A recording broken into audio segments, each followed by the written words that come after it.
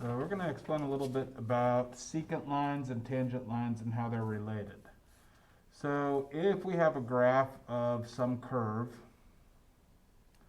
so let's say we have just a curve like this, any line that we can draw that touches the graph twice, so let's say we look at t0 here up to say t1 is here.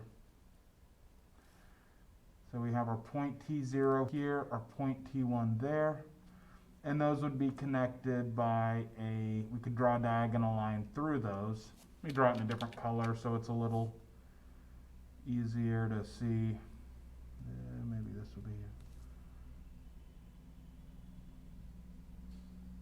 So if we draw a line that connects through them, this line will be called a secant line. So what a secant line is, it's a line that basically touches the graph twice. So secant line is a line that touches the curve twice. In this case, the slope of the secant line is our average velocity. So let's say secant line is a line that we could say passes through 2 points on the curve.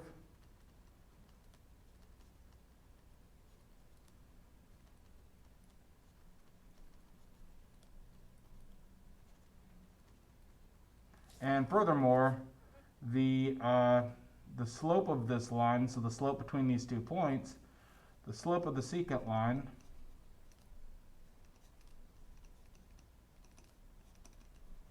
is average velocity.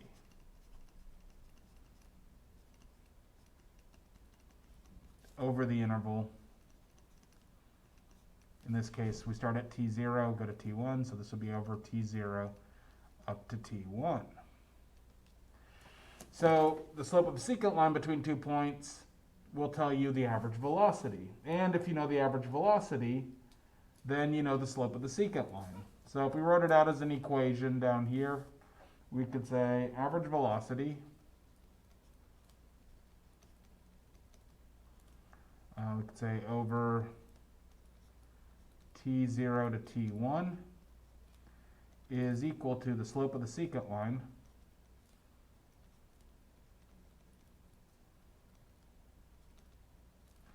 and those would be equal to the equation s of t1 minus s of t0, all that over t1 minus t0. It's the equation that we have typed out a little bit further back in our notes.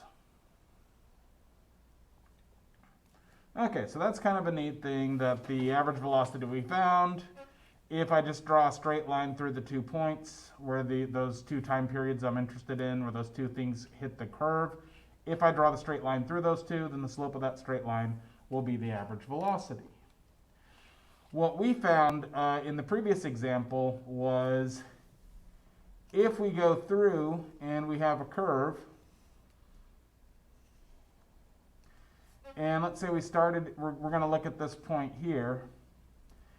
If I start out and I look at, say, that point to a point kind of further out, and say that that's t0 and that's t1, so I connect through those 2, I get a slope of a secant line there. If then I slide that point a little bit closer, I could draw through again.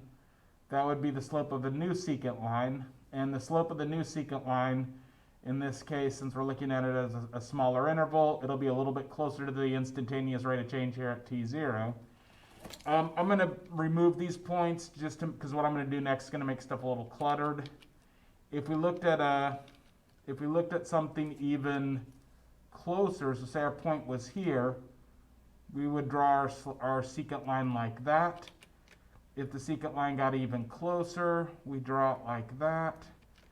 If it's even closer yet, we draw it like that. And eventually, you'll see when these 2 points, say I draw here's my point I'm looking at, and I draw the other point right next to it, and I go to draw my line through.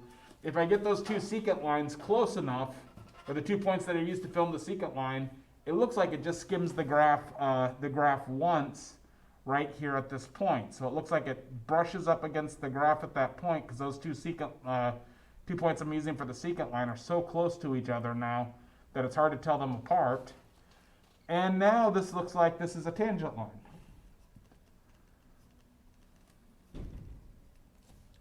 So what we can say is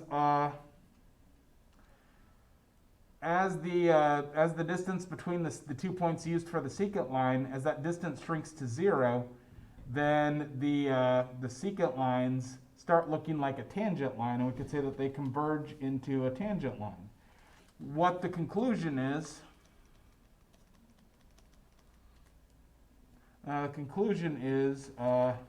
instantaneous velocity is equal to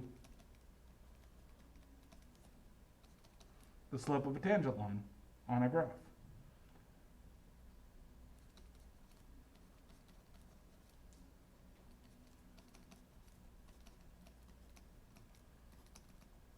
So it's equal to the slope of the tangent line to the graph of position as a function of time.